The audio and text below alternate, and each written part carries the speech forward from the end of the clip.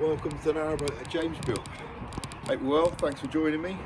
Well, as you can see, I'm on the roof of the boat and I'm getting to the point now where I need to put the solar panels on. And before I do that, really what I want to do is clean the boat and paint it and just kind of smarten it up a bit. I'm not massively worried about the quality of the top because I said it's going to be mostly covered in solar panels, but certainly before they go on I'd like to get a decent layer of primer down and to tackle some of the more troublesome areas of flaky paint. So I'm going about this, just picking up this flaked bits of paint off the roof here, just going about it with a multi-tool. Works quite well. I'm not going to kill myself to get a perfect finish. It's never going to be a perfect finish. I'd have to take it all the way back to the steel, which I'm not going to do. So I'm just going to take off the worst affected parts and then slap on a hell of a lot of primer.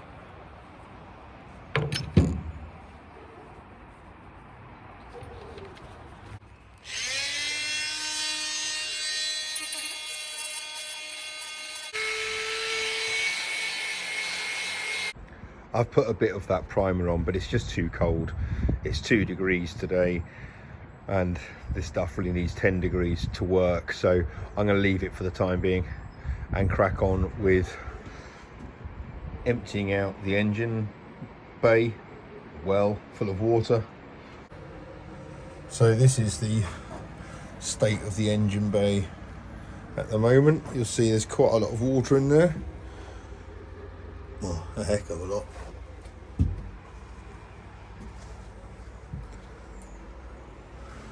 There's an LED downlighter in there. That'll come in handy. There's the hole. That's where the stern gland will be when we get round to it.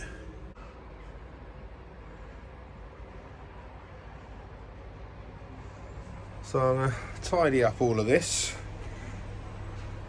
remove things like that. Useful. This bilge pump won't get all of it, so the lower I can get the pump the better. I'm going to have to get the rest out by sponge and bucket, but this will at least clear out a few of these gallons.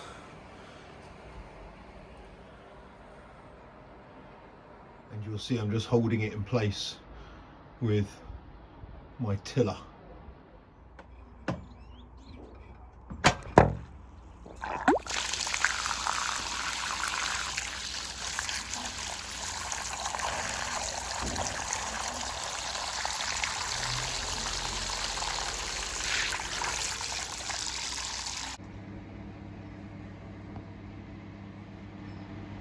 You'll see it's drained quite a lot of it now. It's just getting the last little bits.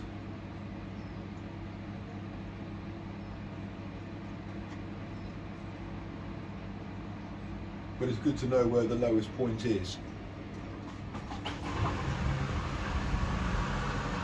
Okay. That indicates that noise that it's pretty much done. Pretty much run out in a second.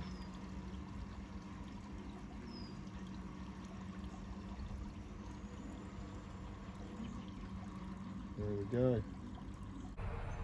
Okay, so I've bilged out as much as I can with the large pump, and now I'm using my brand new Super Sub Smart Bilge pump from Whale. I've got a freshly charged battery. I've got the hose going out to the back where the rudder would be, and I really want to see whether this can get any more out than the other one. So I'm just going to hook it up now. I've got to say, these cables it's come with are not very good.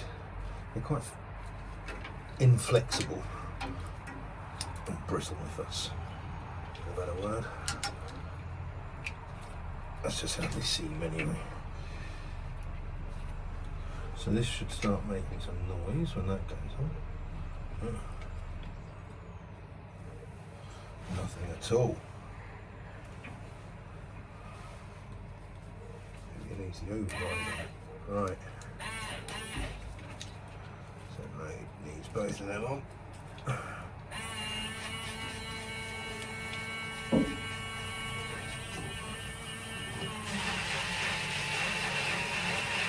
Sounds like it's trying to get a bit more out.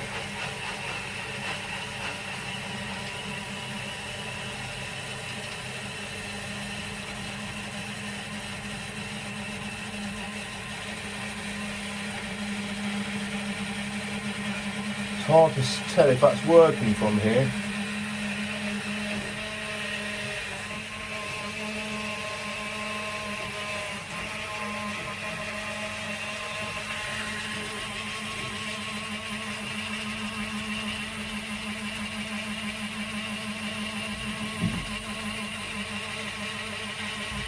I think the outflow needs to be on a gentler slope. Because when I turned it off, quite a lot of water came back out the hose. So I have to think about that when it comes to the install. Right, well that's as far as it got. I mean, it cleared a lot of it out.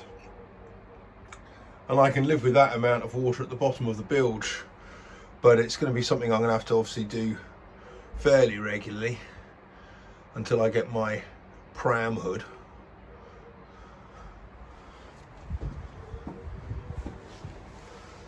Yeah, there's a fair old amount still to get out by hand.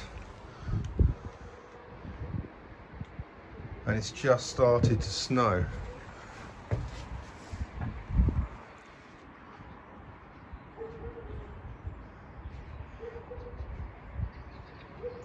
And if there's one thing I like more than narrowboats, it's snowfall. Right, I just want to show you this. This is a pump, just uses two batteries in there, those kind of big fat chunky ones. I think they're 9 volts. But it's got a very small, it's kind of the size of a £2 coin diameter, so you can easily get that into an inspection hole in the floor of a boat. But anyway, I'm here trying to get the rest out of this, and it's a bit fiddly. It's only got a kind of small outlet. It's a bit fiddly in terms of getting the angle right and stuff, but once the flow starts, just need the outlet as low as it can be.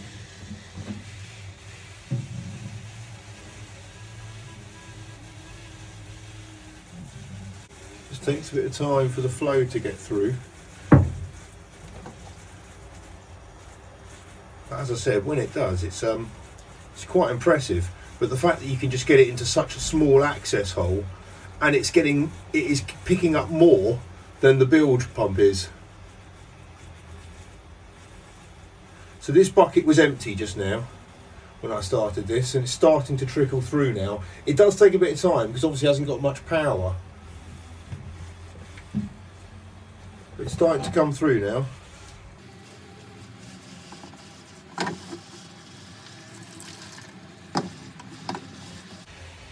You know, there's not a huge amount in here, in the bilge left, but yeah, here we go. It's coming through fully now. As I said, there is not much left in there, but that's a steady flow.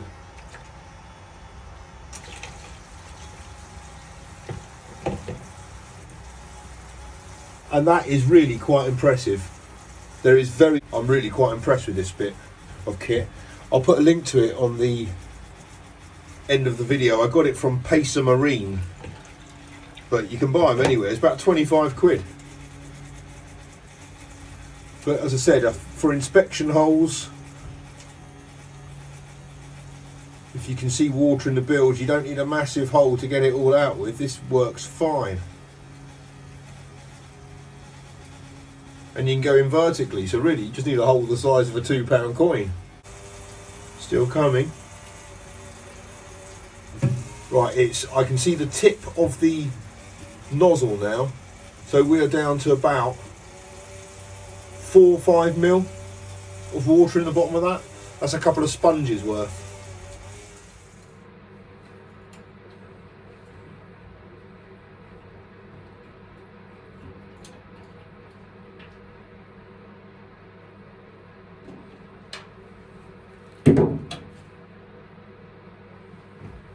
one of the things I'm doing, apart from looking at the lovely sunset, of which it is really nice, is I'm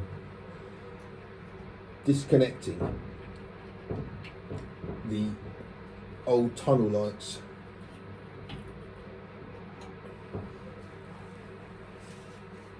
now. I've got some kind of platform in which I can do it and access both sides, although it's not particularly easy, I've got to say. Yeah, there we go. That's the easy bit. Now it's getting the bracket off.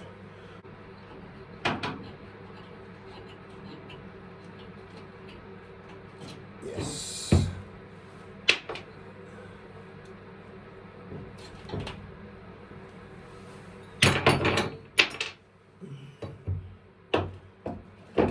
Excellent. It's so nice having an extra place to sit and be, as opposed to always down by kind of the fireplace, which is the only place where I've got any spare room in order to have my chair. So this is great, having this little spot. I fear very soon it's going to turn into a work area when I get rid of that work area and turn it into a bed, or get rid of the other work area and turn it into a dinette. And this will be quite handy. It's at quite a good height, so kind of moving forwards, that might be something I do, take the cushions off and use it as a little work area, because I will be able to get my feet right to it. Granted, not throughout all of it, but just in this area here, I'll be able to stand next to it, which is perfect because it means I can lock the hatches, which is something I hadn't really considered before. So yeah, I'm really delighted with how this has turned out. The proportions are great. Certainly once I've got some cushions on, I'll come up about, I don't know, 50mm, which will make my elbow height here just that tiny little bit more comfortable. Won't surprise you to learn, I didn't measure any of the ergonomics really. I kind of guessed it. I kind of, you know, you're not going to go too far wrong, but it really has worked out great. And the view from here down the boat is really cool.